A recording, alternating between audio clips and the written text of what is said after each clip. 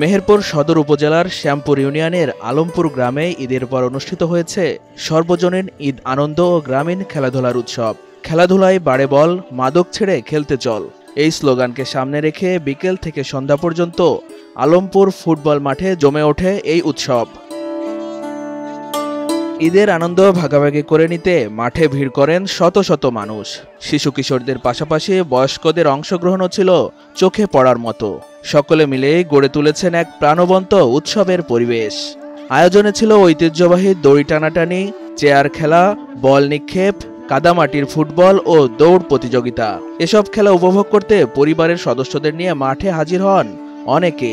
ঈদ পরবর্তী সময়, এই সময়টা আমাদের ইয়াং জেনারেশনরা অন্যদিকে বিপরীতভাবে চলাচল করে, যার কারণে আমাদের এই ঈদ আনন্দ, এই গ্রামের ইয়াং জেনারেশন যারা, তারা এই উদ্যোগ নিয়েছে। আমি উদ্যোগকে স্বাগত জানাই এবং উদ্যোগের পাশাপাশি যাতে তারা এই যে বেপরোয়া চলাচল এবং মাদক থেকে যারা দূরে থাকতে পারে এবং এই খেলার মাধ্যমে তারা যাতে আরো ভবিষ্যতে ভালো কিছু করার চেষ্টা করতে পারে। আয়োজনটার মূল উদ্দেশ্য হচ্ছে যাতে যারা এখন ইয়াং জেনারেশন, এদেরকে মাদক এবং আনুষঙ্গিক ঈদ পরবর্তী যে সকল দুর্ঘটনা এদের সাথে সংঘটিত হয়, আমরা চাই না যে আমাদের যুবকরা মাদক এবং এই দুর্ঘটনাটা সম্মুখীন হয়।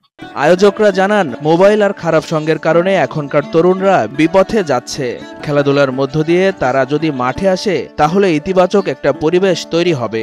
এটা একটা ওয়ান্ডারফুল ইভেন্ট আমাদের গ্রামের জন্য।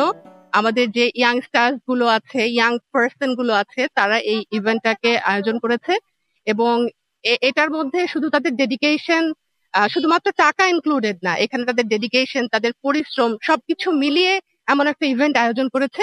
এখানে খেলেছি, আমার অনেক মজা লাগছে, আমি আবার খেলতে চাই।